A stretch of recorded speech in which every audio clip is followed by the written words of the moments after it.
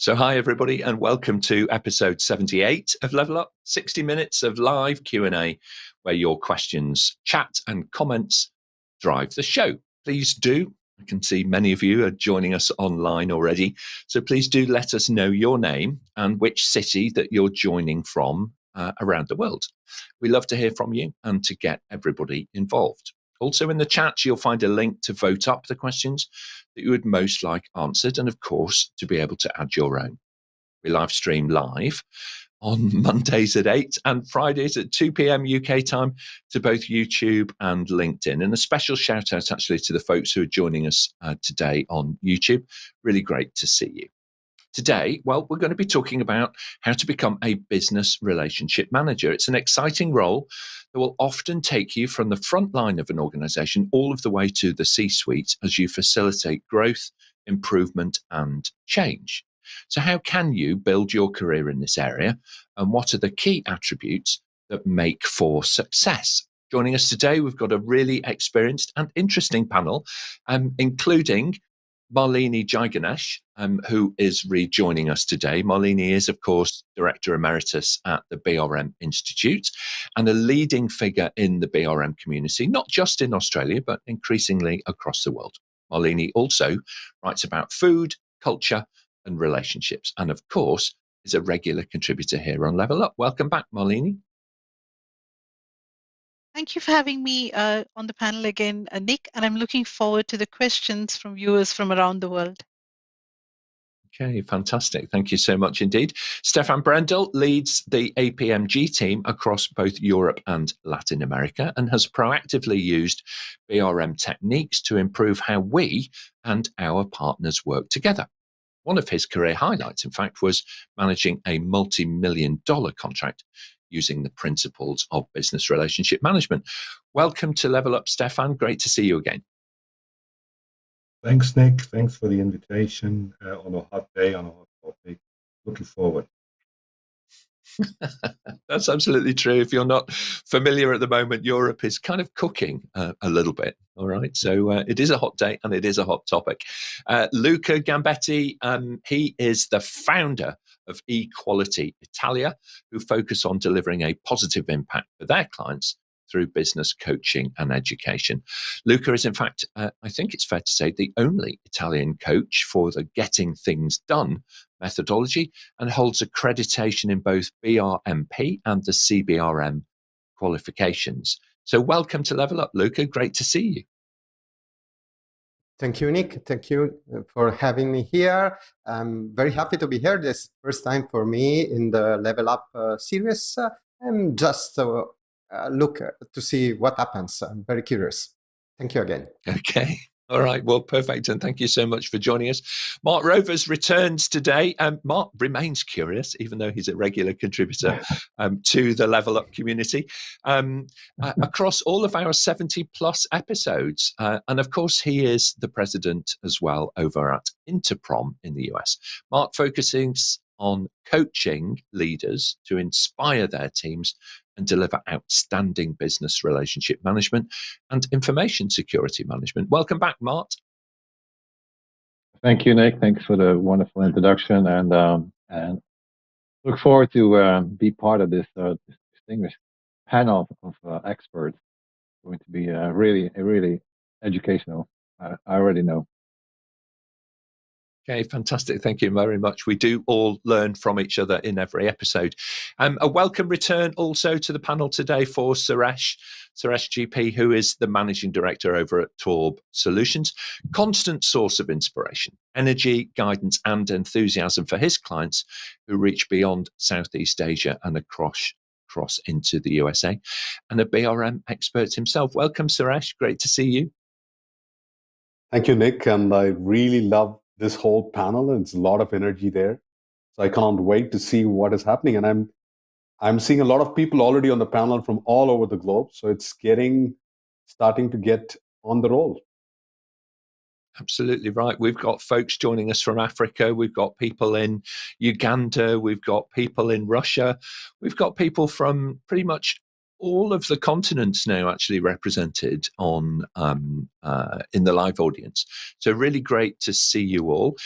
Completing our team for today, at least on camera, is our question master, who is Suchitra Jacob, who joins us from Bangalore in India. Hi, Suchitra, how are you doing? Hi, Nick. Hi, everyone. Great to be back again for another episode of Level Up.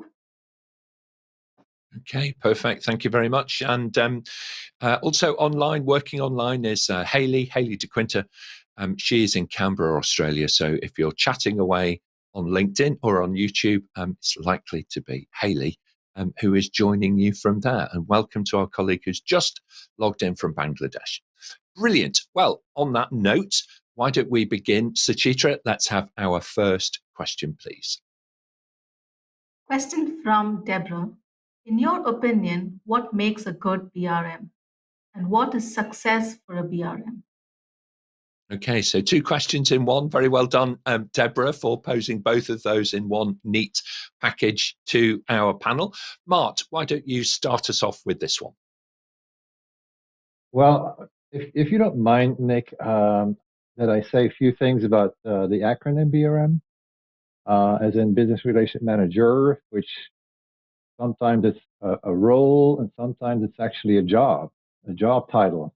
So there's a big difference, in ways, as in this is a job, it's a full-time job, and then that's, your responsibility. While a role can be taken on, of course, by somebody who takes as a job, but also by just anybody in the organization can take on that role of, being somebody who can manage relationships. So I think the majority of people practicing business relationship management take on the role, and then there is, of course, a smaller portion that does this full time as a job.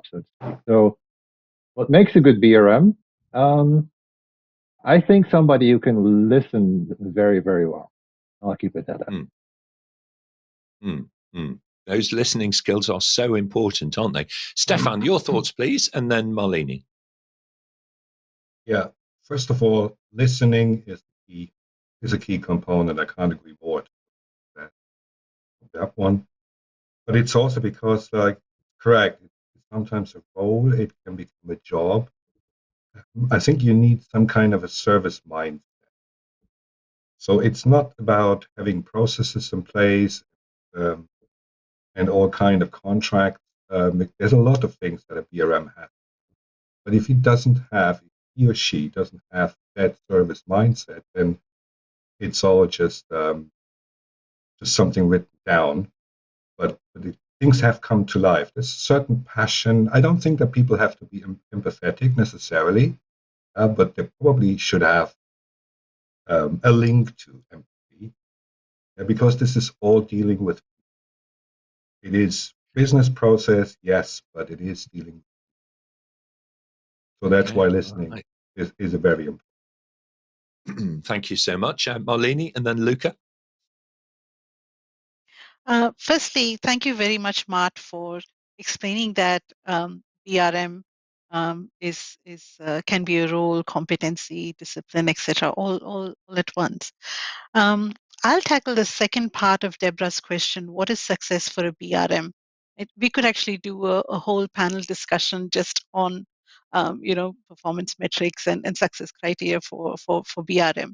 But in a nutshell, what I use as a guiding principle is I feel that the role of a good BRM is to actually make other people successful.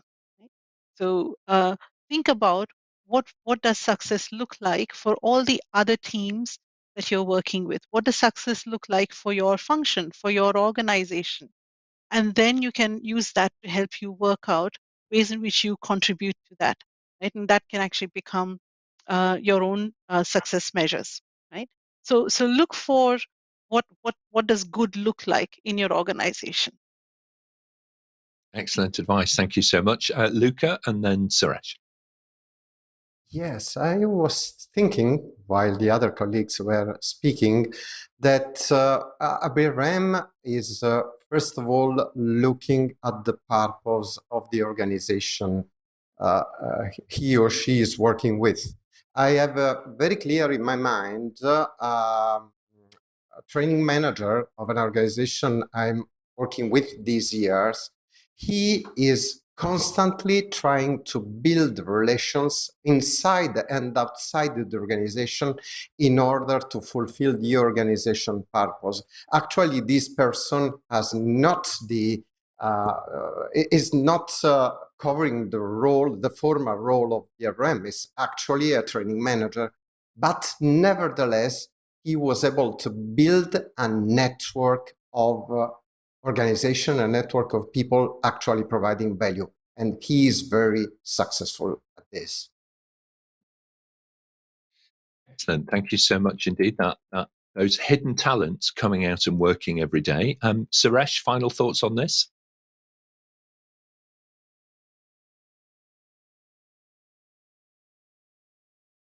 We can't hear you, Suresh, just at the moment, unfortunately. Can you just check for us? So what I was thinking, what I was talking was network is your net worth. So how do you influence relationships? How do you focus on getting everybody in the value chain excited about it? And how can you make people inspired is going to be important. So I think you need to nurture and foster this network, both internal and external, to finally make it big. And that's where I think you become a successful BRM. It's not about how much you know, it's about how much people you make interaction and influential to get things done and show the desirable results. That's so important. I love that soundbite already. It's your network is your net worth. How wonderful. I think I'm going to make a note of that one, actually, and add to my little list, because that's the kind of thing that could well appear on a T-shirt near you soon. Now, if it does, we all need to put some pennies towards Suresh's chosen charity of his choosing. Okay, all right. So we will definitely do that. It's so important, this. Relationships get things done, don't they? And used to be, it was an old-fashioned saying that if you want to get anything done in an organization, go and find a busy person and ask them. The reason is generally they're quite well networked and they're going, yeah, we can do that somehow or another. And there are just those people, aren't there, in your company, in your organization, in your part of government, who are yes people. They rarely say no. What they do say is, okay, let's see what we can do with that. This is what we can do today. This is what we can think about. This is the direction of travel that we can go in. And those people are highly likely to have the aptitude to be successful business relationship managers, because they build and they construct and they engage so splendidly. And what's lovely to see is the level of engagement that we have from around the world. Welcome, Carlos. Welcome to our colleagues just joined from Nigeria. Great to see you. We have the beautiful city or town of Louvain-la-Neuve in Belgium being represented today as well. So very good and hearty welcome to you from Belgium. If you'd like to put your question directly to the panel, just type it in the chat, and Hayley, who's on screen right now in the social media chat, will pick it up and bring us into the system so that we can address them. In the meantime, Suchitra, let's take our next question, please. Question from Divya Roy. Why do organizations need business relationship managers? Well, we've heard already about purpose. So, Suresh, why do organizations need business relationship managers? I think this is actually, to be honest, organization is such a maze. We don't know who is working, and the right hand doesn't know what the left hand is doing. So it's a complex ecosystem. So one of the things that organizations are thriving is to focus on value across the entire value chain, right? From the beginning till the end. Now, if you want to start looking at value from the beginning till the end, I think we need to start resonating with the philosophy of value management from the beginning. And who else is better equipped rather than the business relationship management role, discipline, and capability, so that everybody, whether you are part of HR, sales, marketing, vendor, procurement, everybody starts thinking that we have to make this in a manner that we will all have the same definition of value. And so that at the end results, we all focus and achieve the desirable outcomes. So having a BRM spearheads the value conversation from the beginning and having everybody understand that philosophy and make it happen. And that's why I think it's so critical to have BRM at the starting of your journey. Excellent. Thank you so much. Luca, then Malini. Yes, organizations definitely need BRM because they are losing value. Just a few words on that. Organizations are made of parts, specialized parts, IT, HR, logistics, I don't know. So each part does its job. And each part of the organization receive requests for services, requests for doing IT work, for doing HR work, for doing financial work, whatever. And very often we manage demand. I receive a request, I answer to the request without asking me why I'm doing this kind of work. The BRM role is here just to understand the why of the demand and how the demand can be better satisfied, aligning with the purpose. Thank you, Luca. Malini?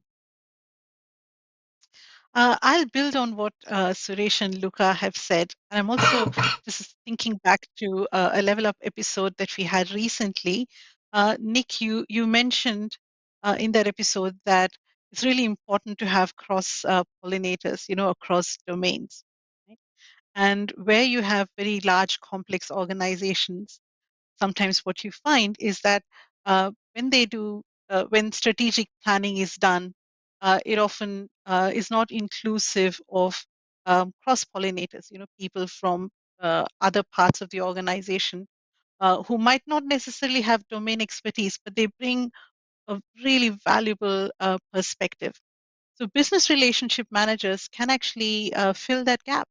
Right? But if when business relationship managers are included in strategic planning sessions, they're actually able to bring all these different perspectives to the table, which is phenomenal, right? And both Luca and Suresh were talking about delivery of value, but even conceiving what value possibilities are there. That's an area that BRMs can definitely contribute. Absolutely right. Thank you so much. Mart?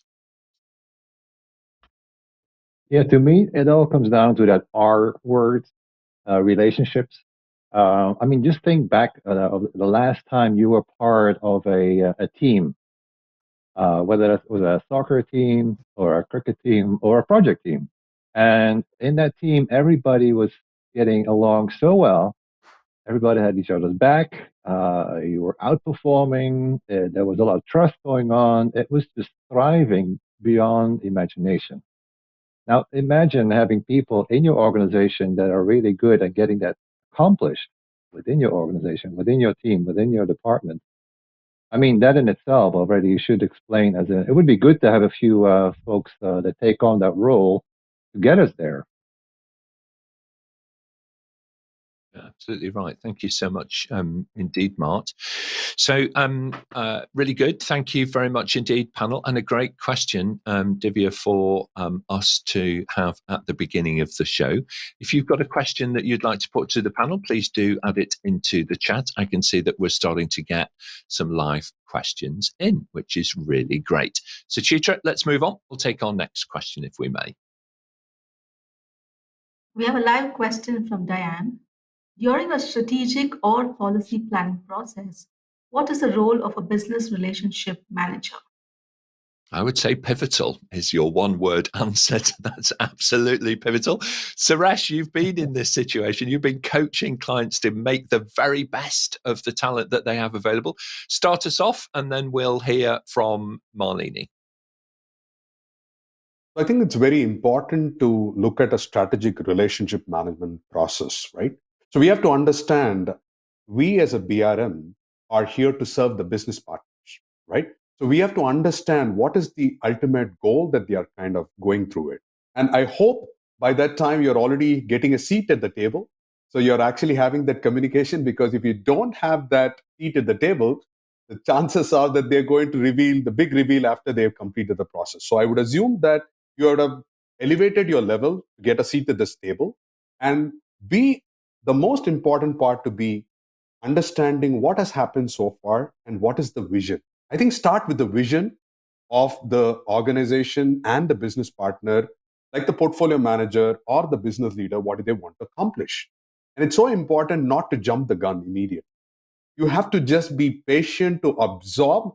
I would say that you should be a sponge to absorb on your first meeting all that you can hear, and keep your mouth shut.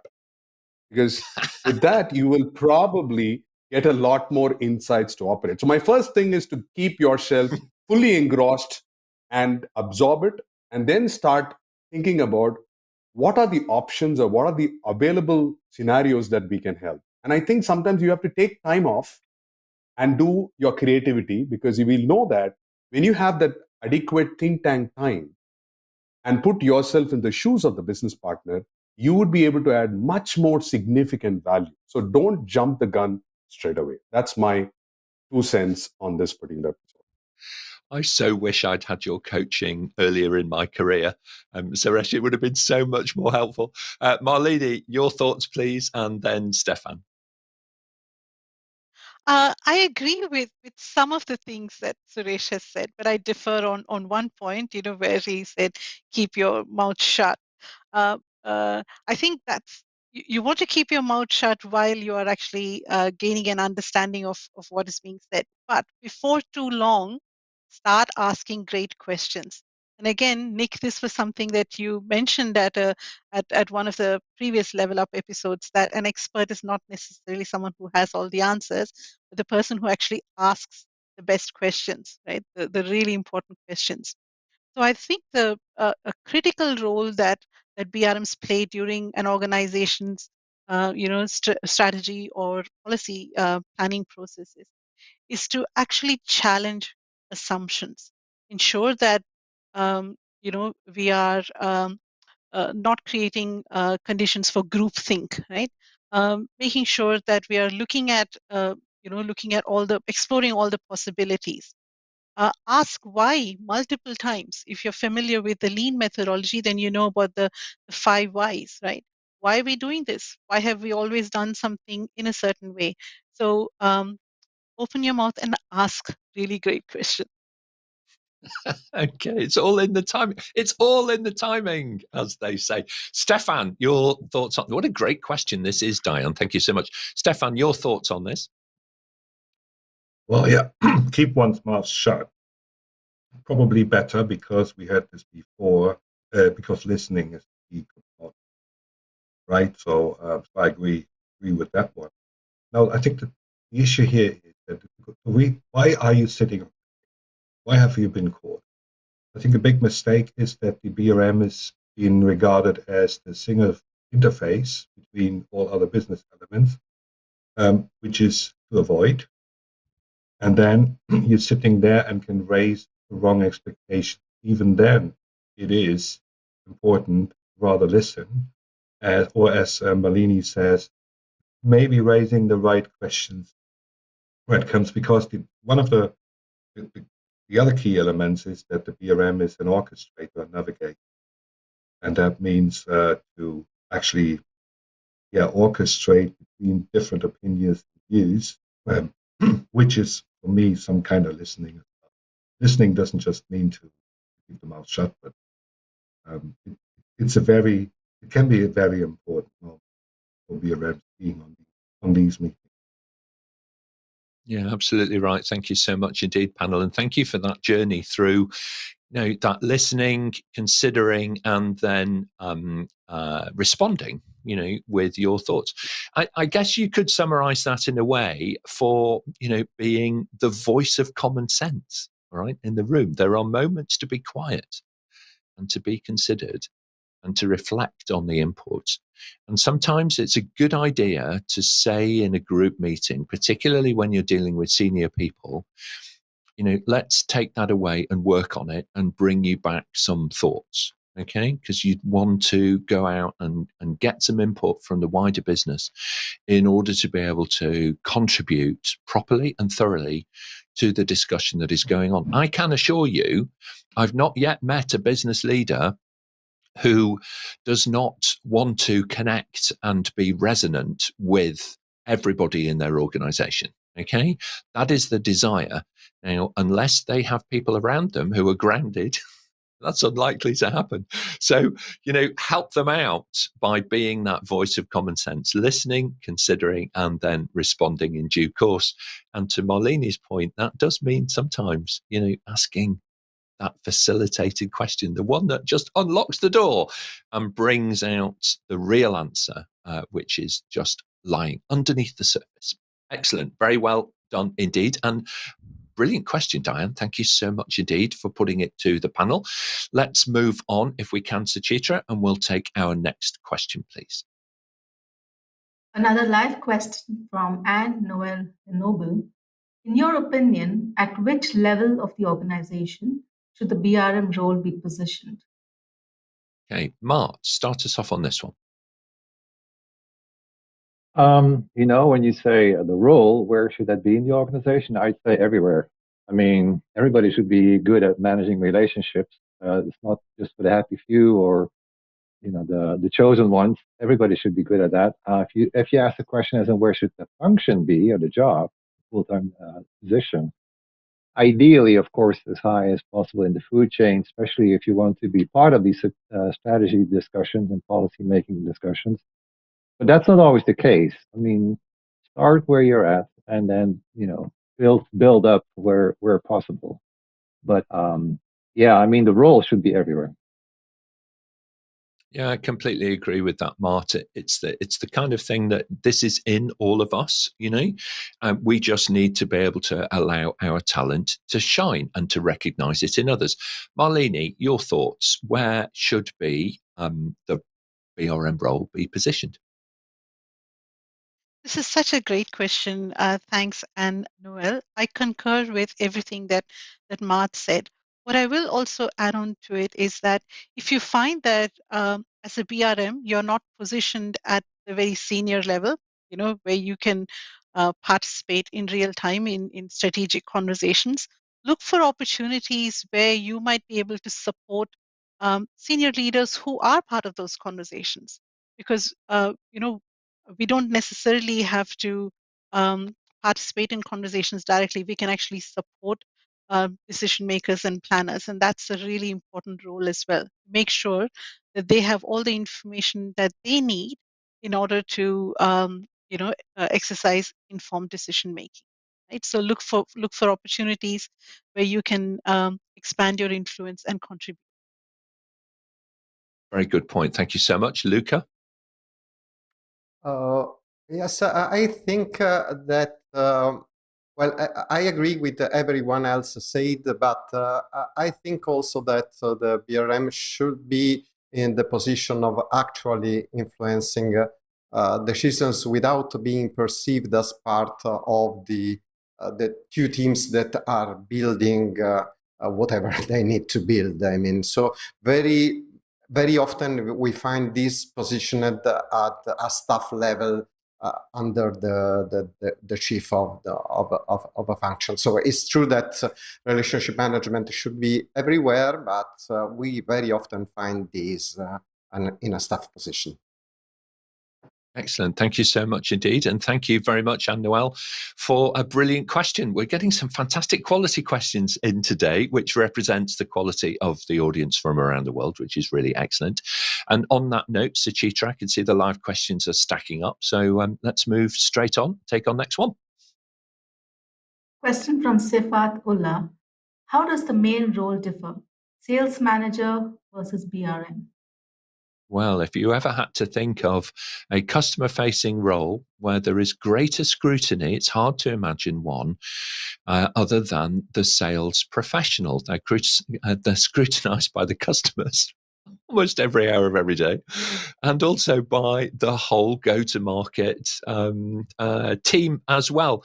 Suresh, start us off on this one, and then we'll hear from Mart. Well, first of all, we have to understand salespeople are the important pillars of every organization. Let's get business out, right? So they're doing a pioneering job to get things on board. So I think sales manager role is phenomenally important. You're growing the business, you're going there and selling. So let's take an analogy about this whole thing. One is you're selling the value to and saying that please buy our products and services. So what is BRM doing? The BRM is selling the value of the provider organization. So that is part of doing it, but they don't stop there. They also help build capability of your provider organizations and functions to deliver value. So I think the BRM has got a much more stretched goal, not just selling the value of the function, but also helping to build and raise the capability, which is basically walking the talk. So I think I just have a little more inclination towards the BRM because of the gravity that they hold on me. Okay, thank you so much indeed. Mart, your thoughts? A good point, Suresh, indeed. Every sales manager should also be a relationship manager. Some just don't know. They don't know it yet. If I look at the people attending my class that I coach, there's few sales managers showing up. What does that tell you, right? Anyway, but we all know once we have a better relationship, whether that's in the sales environment or whether that's as your responsibility as a BRM. Again, relationships are key. For a sales manager, having a good relationship and having repeat business, of course, makes the sales job much easier.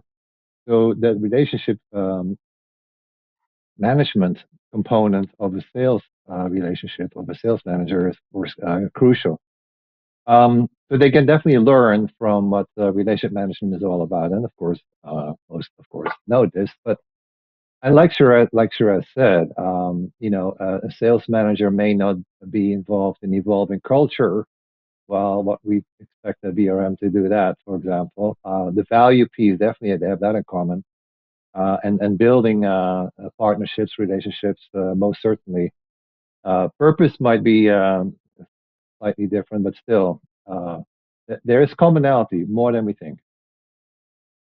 Thank you so much indeed. The one thing that I would say to colleagues who are working in sales, and particularly in sales management roles, is that try not to encourage your team to be heroes by surprising you at the end of the month or the quarter or the financial year. All right. Sales management is a verb and it needs to be done all of the time. And you do that through transparency and honesty, through coaching, through leadership. You don't do it by pushing people as a transactional kind of whip cracking, personality in the business, because all that will do is that people will bury, they'll sandbag, they will hide their opportunities, they will delay them in your CRM system, they will not surface them early, and they will not engage with the wider community to truly qualify that opportunity and provide you with the ultimate solution that your customers respect your organization for. So openness, honesty, integrity, working together as a team, all of these things are super important, and they come by the bucket load from business relationship management. So, I think the two can learn a great deal from each other. The one thing that I would say is always be a little bit patient, with colleagues in sales, because they're often carrying a lot of responsibility on their shoulders. So help them out. Very good. Thanks so much, Stephan. Fantastic question. Suchitra, let's move on, please, if we can. Question from Matt. What type of work experience does one need to become a business relationship manager? What a great question this one is as well. Thank you very much indeed, Matt. Mart, your thoughts, and then we'll hear from Stephan. I'm thinking immediately of the T shape, right? I mentioned about skills, experience, as in be very deep when it's about knowing what business relationship management is all about, your capabilities, the discipline. So go deep there. But when it's about the horizontal part of the T, then multidiscipline knowledge across company, cross discipline, and then of course it doesn't have to be deep, but know enough what goes on in the organization, outside of the organization, in the market, in the industry, So also be broad in that way. Thank you. And Stephan? Well, I think it's first, it's really important to get familiar with the, let's say, the body of what is, but the experience that you need can be pretty much fast. If you have an IT background, if you have, let's say, a production management background, if you understand in an organization, or even if this has been a different organization, if you understand how these things relate together, that's quite helpful. What's also helpful is, and I think I mentioned this earlier, some link to how to deal with people. Because you can find all kinds of documentation written down. There are organizations that have documented everything that's going to happen, or that can happen. And that there's still people behind all these processes. There are still people behind all these links. And the business relationship manager is the function that actually closes the gap where the process just can't be efficient enough or productive enough. And that's why I think that's an experience, which is either you had people reporting to you in the past, or you have been a great football coach. I don't know. But I think there has to be some of those areas. Would be very helpful. Excellent. Thank you, Malini. I concur with what Stephan and Mart have said. What I will also add to it, right? In my experience as a manager of multiple BRM teams, I've actually seen BRMs come from all over the place, right? And what distinguishes really good BRMs from those who are sort of also RANs is not so much the work experience that they bring, but the attitude that they bring, the mindset and the attitude. So, Matt, if you're actually thinking about a career in, as a business relationship manager, start having a look at the BRM Institute's online campus. You can actually sign up for a Explorer membership, which is free of charge, and start finding out a little bit about what sort of competencies and attitudes that a BRM needs to cultivate, and you might find that extremely helpful. Okay, thank you so much indeed, and some great advice there from the panel. Now, the other thing that you can do as well is to hone those skills. A skill is something that gets better with practice, I would suggest. So consider volunteering. Volunteer organisations are collections of very diverse people from all kinds of backgrounds. Some of you may know that as a hobby outside of my day job, I enjoy motorcycling, and I coach people how to ride motorcycles and generally not fall off quite so frequently as they would do otherwise. So that's my intent. And it draws from people all across different societies, different backgrounds, different income groups, and so on, all different personalities. So it's a fantastic way through volunteering that you can practice some of the techniques that you discover, as Malini has suggested, through those Explorer memberships of the Business Relationship Management Institute. So excellent answers. Thank you so much, panel. Suchitra, if we can, let's move on and take our next question, please. Question from Prem in India. How does the role of BRM fit in an agile and product owner world? Suresh, start us off on this, and then Luca. Yeah, so I've been facing this one many times in my clients, so that's what I think this is very close to my heart. Now, we have to understand that in the world of scaled agile framework, we're talking about product owners, we are talking about scrum masters. We have to understand that the whole organization is moving towards what we call as squads, pods, tribes, and whatnot, right? So basically, cross-functional teams focusing on a specific objective of every sprint to release some features or functionality. Now, when you think yourself as a BRM, you absolutely need to have an understanding about Agile. You need to actually understand product management. And that's one of the things that I would suggest there's a lot of courses within APMG that you can pick up.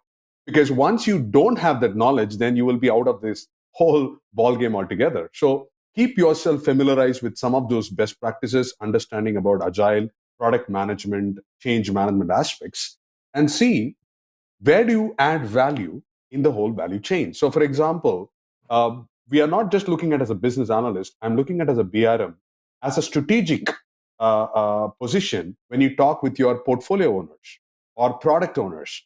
So you'd start understanding from the product owner mindset, what do I need to accomplish in the whole release cycle, right? From the time that you start till the entire year, what do you want to achieve as the ultimate goal?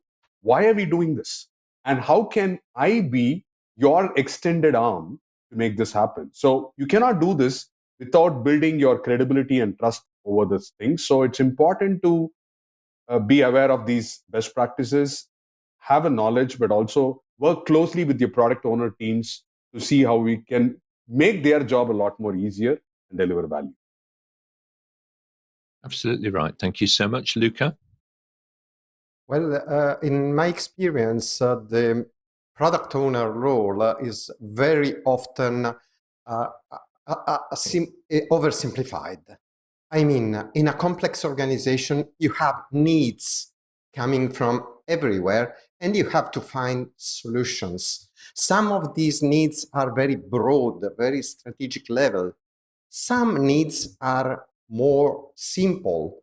So I think that the name of the roles is not so important. Business relationship managers are always involved in clarifying needs and finding solution providing value. So may very well be that when the discussion is strategic, you involve your business relationship management team if you have one. When the discussion becomes more technical, more practical, you involve your product owner. But the concept is always the same. You have a need that must be clarified. And in order to provide value, you need more than one function at the table. So, short answer, they are perfectly aligned. Excellent. Thank you so much indeed. Love that, Luca.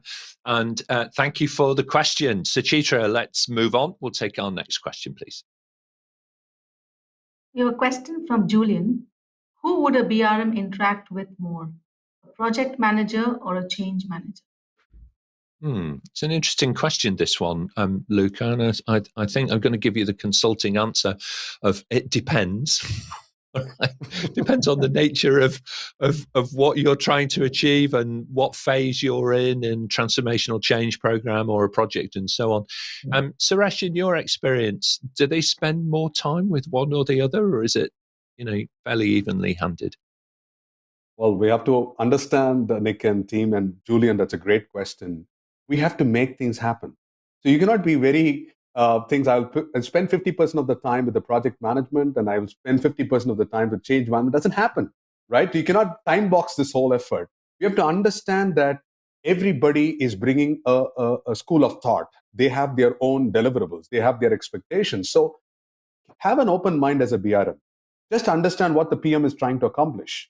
Try to understand what the change manager is trying to accomplish and see the connecting the dots. In fact, it's better that you have both of them together because you don't want to repeat the whole conversation again and again. And remember, we have to make sure that if we don't have the answers, you say, I don't know. I think half the time we don't accept that we don't have all the answers. And be open and transparent to see how we can work together. Then probably changes much easily. And thank you so much. Stephan? Yeah, just to pick up on that one from Suresh, and that's what's orchestrated. You, if you don't have the answer by yourself, that's why you're orchestrating possible solutions with other. I think a little bit the answer to this question is already in the question in there. If your BRM would interact with a project manager or a change manager, both have to do with change. Projects are always changing. So therefore, I think, and also because it's about finding solution which will somehow initiate a change in the organization or in the business, I think with both, because the borders are not strict between where is the project manager going into change, and where's the change, in particular, where's the change manager going into project management. So that's why I think interaction will be more there than in just the regular business flow. Excellent. Thank you so much indeed. Thank you very much indeed, panel. And I love that from Suresh. Yeah, you're absolutely right. Go and spend the time where you're most needed, and try not to artificially segment, your contribution in too much of a cookie cutter way, if I can put it that way. Very good. Let's move on, Suchitra. I think we've got time if we pick up the pace, panel, for one or two more questions. We have a question from Jenny. What steps can you recommend I take to improve my business relationship skills? All right, so let's put the coaching caps on. Stephan, start us off on this one. No, I think this is really on the area where we most can improve is this relationship manager, is in the so-called soft skills, although I have to say I don't like the term. Yeah, I really don't like that term, but it's about becoming empathetic, understanding the messages between the lines that are unspoken. When people are sitting in a room, when you try to understand how is this business flow going in that area where they're going, how do these people interact? Because a business relationship manager is not about him or her building the relationship. It's about encouraging others to build these relationships. Actually, that is the most successful outcome of business relationship management. And that requires skills that are mentioned somewhere, but they might need some extra education, some extra training, maybe constant training on all these wonderful skills to understand us wonderful human beings.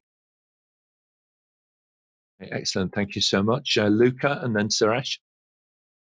Well, I will first start with my personal growth. Why, what I want to achieve while working. What is my personal purpose? What are my values? I will bring a lot of light inside myself before starting doing such sort of job. I would like to clarify everything about myself and my relationship with my work and my purpose. So much, Luca. Suresh, then Malini. So I would say focus on the business knowledge of your business partner. So you could read domain expertise. And the second part, most important, is spend more time with people whom you have never met. You will just pick up cues from different perspectives that will help you to widen your horizons. So love the power of people and that focus on networking. Thank you very much indeed. Malini. Jenny, what I'll also suggest is that you start spending time with people who are business relationship managers. Perhaps they're in your own organization. Perhaps you can, join the Business Relationship Management Institute as a member, and you will get to interact with BRMs from around the world. But to Suresh's point, when the more people you actually meet with and you observe how they work, you'll be able to learn from them. So why not spend time with BRMs? Excellent. Hang out with your friendly local neighborhood BRM. It's really good advice, everybody. Excellent. Suchitra, let's squeeze one more question in, please, if we can, for the panel. Question from Roman. What do you see as the future for careers in BRM? What a fantastic thing. So a little bit of future gazing now, Suresh. What do you see ahead of everybody for the future of careers in business relationship management? Well, the BRM jobs are just simply exploding. I'm just having every day so many people asking around the globe. So that's great news to be a part of it. The part we have to understand is adding value, right? And that means you need to have your good domain knowledge, experience, and you should know how to sell yourself. And I'm sure that there's plenty of jobs available. BRM Institute has got a job portal. And so it's just being phenomenal. You just cannot afford to see some of those things in your insight. So I'm pretty excited about the BRM career and growth. Fantastic. Thank you. Malini, final thoughts on this? I agree with Suresh and Roman. Something else, just to bear in mind is that a lot of organizations will have roles that relate to BRM, but they might not call those roles as business relationship management. When you actually look at what's happening around the globe, you can see that organizations are absolutely capitalizing on business relationship management. Look out for wherever you might be able to create some opportunities for yourself. Excellent. Thank you so much, Marlene. The future's bright. The future is all about business relationship management. Thank you very much indeed. Well, it's been a fantastic journey. Thank you so much, everybody online. You've done an amazing job today of bringing not just quantity, but real quality into your thinking, into the questions to put to the panel. Remember that Level Up is entirely driven by you. It's the questions that you ask that allow our panel to have such a fantastic exchange of ideas and discussion and to learn from each other. So let's hear some closing remarks then, if we can, from everybody. Mart, if I may, we're going to start with you and then we'll hear from Stephan. I'd like to keep it simple. Relationships are everywhere, and the better we're at it, the better we feel and the people around us feel. So let's focus on relationships. Thank you very much indeed. Stephan and then Luca. It is a hot topic, which I said in the beginning, and we could feel that today with the live questions coming in. And as Suresh said, it's kind of exploding, all the inquiries that come in. And I really like today the exchange of thoughts with the other people. And thanks. Okay, excellent. Thank you so much for your contribution as well. Luca and then Malini. This weekend, I participated in the first relationship expo here in Italy, and I saw a lot of wonderful things business have done in this country thanks to relationships. I think that definitely we need business relationship management. Thank you so much, Malini and then Suresh. Thank you for having me on Level Up again. As always, I've enjoyed the conversation. And thank you to everyone who's watching us live, who's shared questions with us. Please continue the conversation, on LinkedIn. Reach out to each one of us, and more than happy to answer any questions that you may have. Absolutely. What a great idea. Do put those connections into the panel. Suresh and then Suchitra. Well, it's all about power of people. I think I have personally grown in my professional and personal career only by loving to connect with people across the globe. So have that curiosity and things. You have now a panel of discussion, panel of people who have gotten. So just network, and relationship is here to stay forever. Okay, thank you very much indeed. Suchitra, your thoughts on today's show? It's been an amazing show, and thank you to our panel for answering so many questions, and thank you to our viewers as well. And we had so many returning viewers, so thank you. Yeah, absolutely agree with that. We're building up into quite a community here at Level Up. And as ever, I've got at least 3 major things that I've learned today. Every episode brings new learnings for me. So I really appreciate that. Thank you very much indeed, panel. And it's fantastic to welcome people from all the different continents. So we've got, Mart from North America. We've got Europe represented. We have Australia. We have India represented.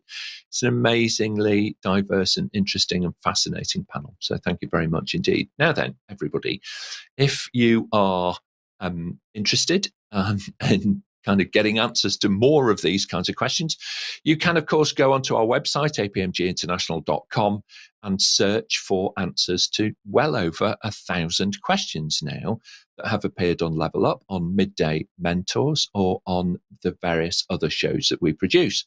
It's a comprehensive free resource that connects you with more than 130 experts from around the world. Don't forget as well that you can subscribe to our podcast version, the audio version of the show, on your preferred podcast platform. Just search for APMG International, Level Up Your Career. So what's coming up next? This Friday on the 22nd, we're going to explore how to become a digital leader with all the depth and the breadth and the scale that requires, before moving on to look into service management on Monday the 25th, for those folks who are considering building their careers there. Now, for those of you, incidentally, who are interested in that, and in particular in the field of IT service management, which is a highly relevant area, do tune in to the APMG YouTube channel for APMG Connect, which is on Wednesday. I think it's hosted at 11 a.m. UK time, as they focus on delivering real ITSM value with FitSM. So it's definitely worthwhile watching. Really interesting discussion all around delivering real value for IT service management. Subscribe to the show, and of course, we will send you a personal summary of what's coming up and how you too can join us here on the panel and level up your career with APMG. Thanks very much, everybody. We'll see you next time.